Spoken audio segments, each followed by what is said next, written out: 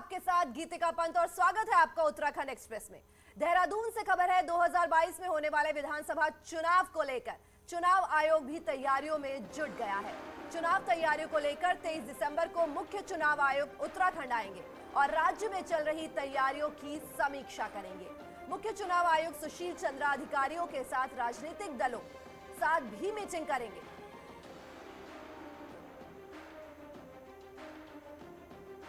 और 2022 में होने वाले विधानसभा चुनाव को लेकर जो है चुनाव आयोग भी तैयारियों में जुट गया है।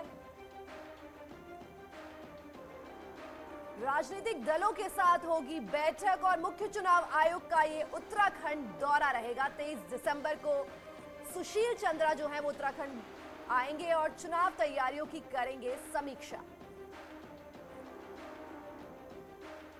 हमारे संवाददाता सुनील नवप्रभात हमसे जुड़ रहे हैं। सुनील, 2022 में होने वाले विधानसभा चुनाव को लेकर जो है वो चुनाव आयोग जो है तैयारियों में जुट गया है, तो कैसी तैयारियां चल रही हैं?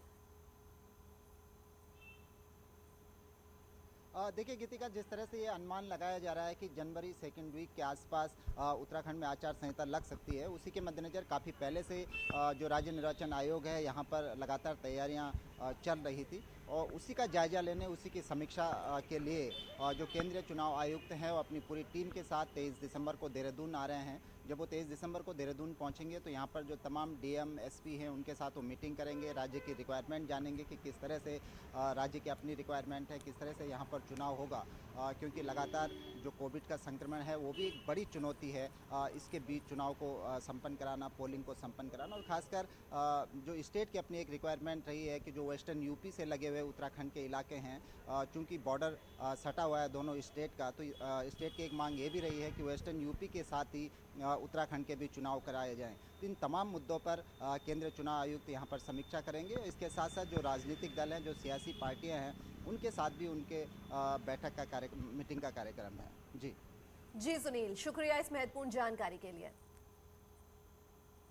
और अब बुलेटिन में बात सीएम पुष्कर।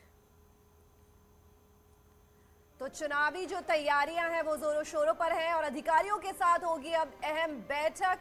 मुख्य चुनाव आयुक्त का उत्तराखंड दौरा है और 23 दिसंबर को जो है वो सुशील चंद्रा उत्तराखंड दौरे पर रहेंगे और चुनावी तैयारियों की खुद समीक्षा करेंगे। और अब बुलेटिन में बात सीएम पुष्कर धामी की। आज सीएम टिहरी और मसूरी का दौरा करेंगे। टिहरी में सीएम धामी जनसंवाद कार्यक्रम में शामिल होंगे, वहीं मसूरी में कई योजनाओं का लोकार्पण और शिलान्यास करेंगे। मसूरी में सीएम मल्टी स्टोरी पार्किंग का भी उद्घाटन करेंगे।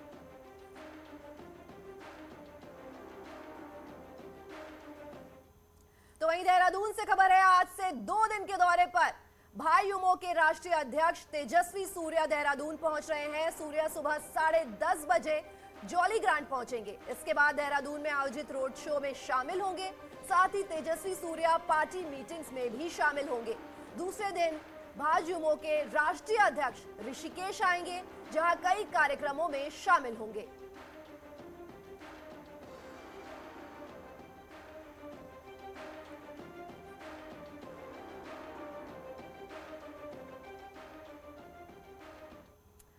उत्तराखंड विधानसभा चुनाव को देखते हुए भाजपा की विजय संकल्प यात्रा रविवार को कुमाऊं की काशी बागेश्वर से शुरू हो गई है। केंद्रीय मंत्री अनुराग ठाकुर, मुख्यमंत्री पुष्कर सिंह धामी, प्रदेश अध्यक्ष मदन कौशिक ने हरी झंडी दिखाकर यात्रा को रवाना किया। ये यात्रा कुमाऊं के 29 विधानसभाओं से होकर 4 जनवरी को खटीमा पहुंचेगी। यहाँ इसका समापन होगा। इस दौरान 1890 किलोमीटर की यह यात्रा होगी।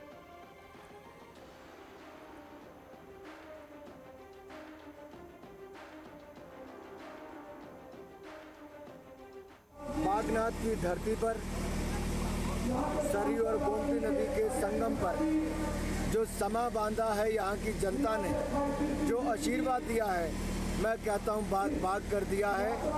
इतना उत्साह, इतना जोश यहाँ के बच्चों से लेकर महिलाओं तक, जवानों से लेकर नौजवानों तक, सबने जो संकल्प लिया है कि फिर एक बार भाजपा सरकार। इस यात्रा का शुभारंभ यहाँ पर हमारे केंद्रीय मंत्री अनुराग ठाकुर जी की उपस्थिति में ये यात्रा यहाँ से प्रारंभ हो रही है और विजय का संकल्प लेकर हम आम जनों का, सभी बड़े बुजुर्गों का, माताओं बहनों का, नौजवानों का, सभी का आशीर्वाद लेने के लिए संकल्प यात्रा निकाल रहे हैं। और संकल्प यात्रा के माध्यम से जगह जगह जाकर पूरी 70 की 70 विधानसभाओं में ये यात्रा जाएगी। बीजेपी राष्ट्रीय अध्यक्ष जेपी नड्डा 26 दिसंबर को एक दिन के दौरे पर देहरादून आएंगे। इस दौरान जेपी नड्डा गढ़वाल मंडल की एक विधानसभा सीट का विश्लेषण करेंगे। इसके लिए नड्डा जिलाध्यक्ष, जिला प्रभारी, विधानसभा प्रभारी, विस्तारक और दूसरे राज्यों से तैनात किए गए पार्टी वर्कर्स से अलग अलग मीटिंग करेंगे। एक विधानसभा सीट से इस मीटिंग में कुल 6 लोग शामिल होंगे। पार्टी के ये 6 पदाधिकारी वो लोग हैं जो पिछले 1 से 3 महीनों से विधानसभा में मोर्चा संभाले हुए हैं। गढ़वाल मंडल के बाद ऐसी ही मीटिंग कुमाऊं मंडल में भी आयोजित करने का प्रोग्राम है। माननीय राष्ट्रीय अध्यक्ष जी गढ़वाल मंडल के कुछ वरिष्ठ लोगों के साथ 26 तारीख को बैठने वाले हैं। उसमें मुख्य रूप से विधानसभाओं के प्रभारी और विधानसभाओं में जो हमारे विस्तारक निकले हैं वो, और हर विधानसभा में 2 बाहर के जो कार्यकर्ता, बाहर के प्रदेशों के जो कार्यकर्ता लगे हैं, ऐसे 4-5 लोगों के साथ प्रत्येक विधानसभा के माननीय राष्ट्रीय अध्यक्ष जी बैठेंगे। कांग्रेस ने विधानसभा चुनावों को लेकर स्क्रीनिंग शुरू कर दी है। कुमाऊं में तो स्क्रीनिंग कमेटी के आगे दावेदारों की लंबी फौज हाजिर हुई। देखिए ये स्पेशल रिपोर्ट।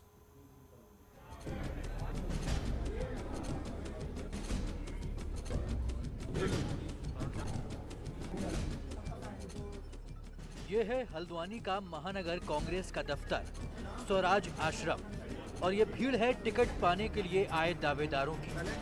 कुमाऊं की 15 विधानसभाओं से आए कांग्रेस के दावेदारों ने अपनी दावेदारी का आधार कांग्रेस की स्क्रीनिंग कमेटी के सामने रखा। दावेदार एक एक कर आते रहे और जीत का दावा करते हुए जाते रहे। मैंने किच्छा विधानसभा से आवेदन किया है। 4 बार ऑलरेडी मैं किच्छा से विधायक रह चुका हूँ और मैंने अपनी बात कही है कि मैं काम कर चुका हूँ। 60% 70% मैं कॉन्स्टिट्यूंसी घूम चुका हूँ डोर टू डोर। मैं इसे चुनौती न मानकर एक अवसर मान रहा हूँ, क्योंकि पुष्कर सिंह धामी जी आज मुख्यमंत्री हैं 6 महीने से, और उससे पहले 9.5 साल खटीमा के विधायक रहे। उन 9.5 सालों में खटीमा के लिए उनका क्या योगदान रहा। ये पहला मौका है जब स्क्रीनिंग कमेटी स्क्रीनिंग के लिए राजधानी देहरादून से बाहर निकलकर राज्य के दूसरे हिस्सों में पहुंच रही है। स्क्रीनिंग कमेटी का दावा है कि वो जल्द ही अपनी रिपोर्ट कांग्रेस अध्यक्ष सोनिया गांधी को सौंप देगी, जिससे समय रहते टिकट का फैसला हो सके। मुझे खुशी है कि सभी विधानसभा क्षेत्र में एक उत्साह का माहौल है और बहुत अच्छे उम्मीदवार, समतोल, मजबूत और निश्चित रूप से जनता में लोकप्रिय ऐसे उम्मीदवारों के साथ में साक्षात्कार हमने किया, और इसके बारे में पूर्ण जानकारी, detail report central election committee और कांग्रेस अध्यक्ष को सौंपी जाएगी। खास बात यह है कि हर विधानसभा में कांग्रेस में टिकट को लेकर मारामारी देखी जा रही है। कैंडिडेट्स की इतनी संख्या देखकर स्क्रीनिंग कमेटी भी हैरान है, क्योंकि इस भीड़ से सही कैंडिडेट का सिलेक्शन करना अपने आप में चुनौती है। न्यूज़ 18 के लिए हल्द्वानी से शैलेंद्र नेगी की रिपोर्ट। 2022 का चुनावी रण जीतने के लिए अब किसानों के जरिए सियासत गरमाने लगी है। कांग्रेस ने पिथौरागढ़ से किसान विजय समारोह का आगाज कर दिया है।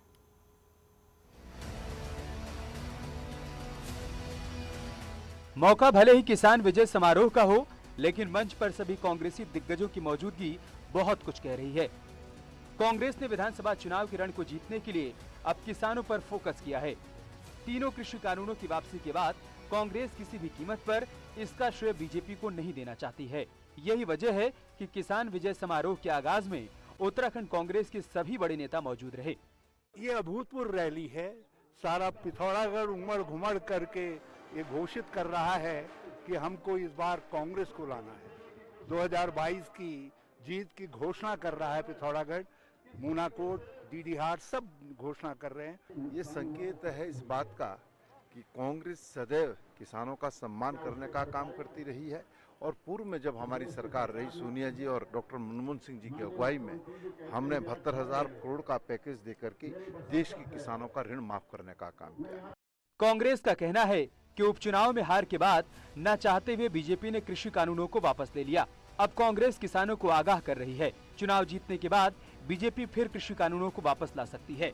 यही नहीं, इस मौके को कांग्रेस ने सभी गुटों की एकता के रूप में दिखाने की भरसक कोशिश भी की। और निश्चित रूप से एक माहौल दिख रहा है, वातावरण दिख रहा है और एक जोश दिखाई दे रहा है, ऊर्जा दिखाई दे रही है। लेकिन चुनावों की आसन हार को देखते हुए और उपचुनाव में जो सशक्त बीजेपी को मिली हिमाचल, हरियाणा, राजस्थान में, उससे उन्होंने उन कानूनों को वापस लिया। किसान विजय समारोह में जुटी भीड़ ने कांग्रेसी नेताओं को गदगद जरूर कर दिया। ये बात अलग है कि ये भीड़ वोट में बदलती है या फिर नहीं। न्यूज़ 18 के लिए पिथौरागढ़ से विजयवर्धन उप्रेती की रिपोर्ट। भारतीय क्रिकेटर ऋषभ पंत को उत्तराखंड का राज्य ब्रांड एम्बेसडर बनाया गया। सीएम पुष्कर धामी ने ऋषभ पंत को ब्रांड एम्बेसडर घोषित किया है। सीएम धामी ने ट्विटर पर एक वीडियो अपलोड किया है जिसमें सीएम धामी ऋषभ पंत से वीडियो कॉल पर बात कर रहे हैं। सीएम धामी ने लिखा है कि हमारी सरकार ने राज्य के युवाओं को खेलकूद एवं जन स्वास्थ्य के प्रति प्रोत्साहित करने के उद्देश्य से ऋषभ पंत को राज्य ब्रांड एम्बेसडर नियुक्त किया है।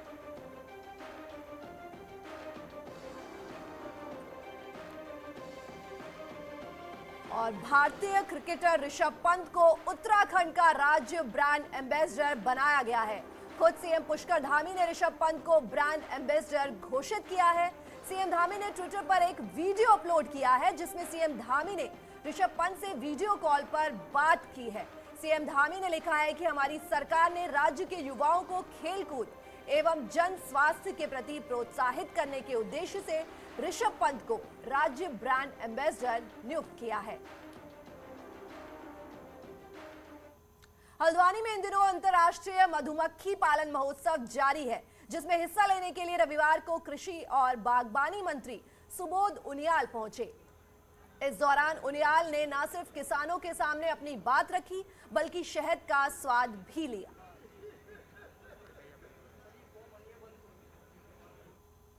चमोली में लगातार शीतलहर का कहर जारी है। ऊंचाई वाले इलाकों में कड़ाके की ठंड के चलते बर्फीली हवाओं ने लोगों की मुश्किलें बढ़ा दी हैं। बर्फीली हवा चलने से चमोली के ऊंचाई वाले गांव में कई मकानों की छत उड़ गई। चमोली के करछो, तुगासी, पाणा, ईरानी गांव में अचानक तेज हवा चलने के कारण कई मकानों की छतें जो हैं वो उड़ गई हैं। और ये एक्सक्लूसिव तस्वीरें जो हैं वो चमोली से न्यूज़ 18 पर।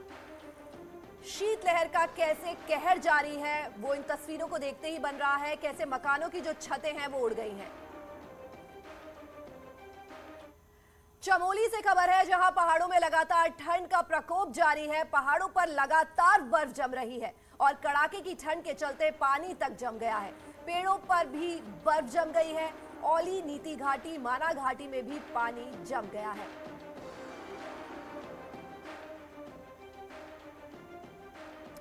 उत्तरकाशी के ऊंचाई वाले इलाकों में तापमान में लगातार गिरावट दर्ज की जा रही है और पारा माइनस में लुढ़क रहा है।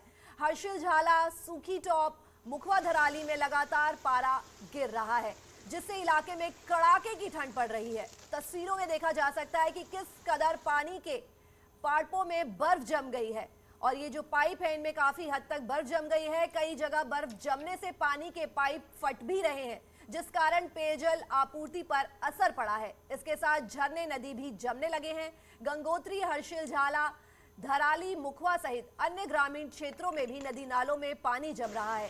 ठंड से बचने के लिए लोग सुबह और शाम अलाव का सहारा ले रहे हैं। और यहां रुक रहे एक छोटे से ब्रेक के लिए, जल्द लौट रहे हैं।